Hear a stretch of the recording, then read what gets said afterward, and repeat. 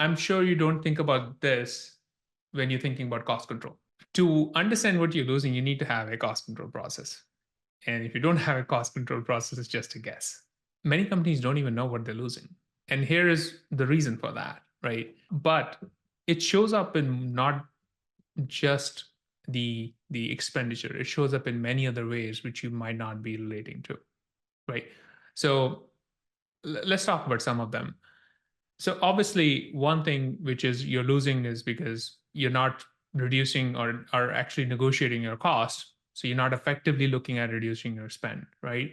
So that could be 2 to 5% or 2 to 10%. I would say that's a range, right? Right out of the gate. But what we kind of see is when you don't have strong control process, right? That is a symptom of lack of processes, right? So you probably don't have a process to do something, and the process is a little bit, all over the place.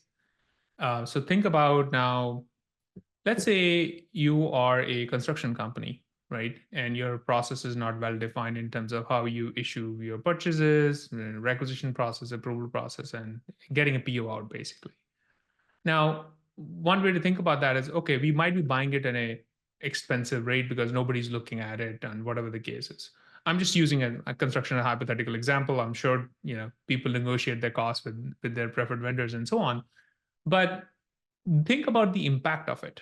So if you don't have a process, you could have one client getting awesome experience because their product shows up on time and the work was performed on time on budget, right?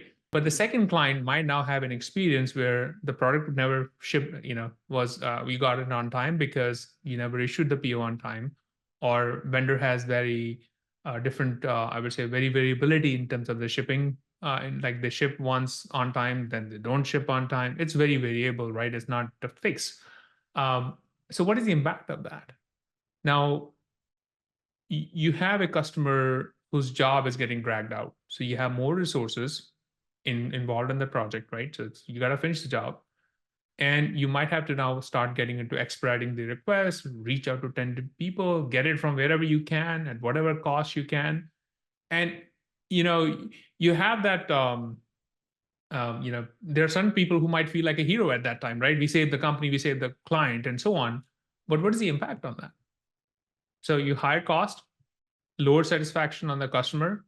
They might not refer you again to another, prospective client. So these are the factors that play out, which are very hard to quantify. So that's why I say it's a great thing to measure, but it starts with the process. Once you have a process, you can start looking at is where else it is impacting, and what is the impact of not having a good process is on the rest of the things which you do. Because procurement doesn't exist in isolation, right? It Mhm. exists Mhm. along with every other part of the business. It's supporting what you're doing as a company to get revenue. Mhm. You don't buy just for putting shit in a warehouse, right? You buy Right. it because you have a need for it, Yep. and the need is to either run the operations or it's a raw material to build something for the customer. So Just sound companies who do not have strong cost controls are losing anywhere between 5 to 12% of their addressable spend. Think about the impact on your EBITDA. And if you're thinking about valuations, that is not just the EBITDA then, right? It's like, let's say you're a software company and have a 10x valuation.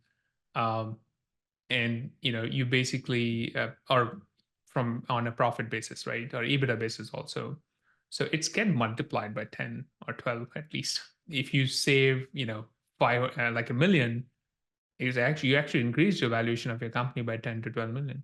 Companies who have poor cost controls are not just losing 5 to 10%. They are losing 10x or 12x of that on their valuation.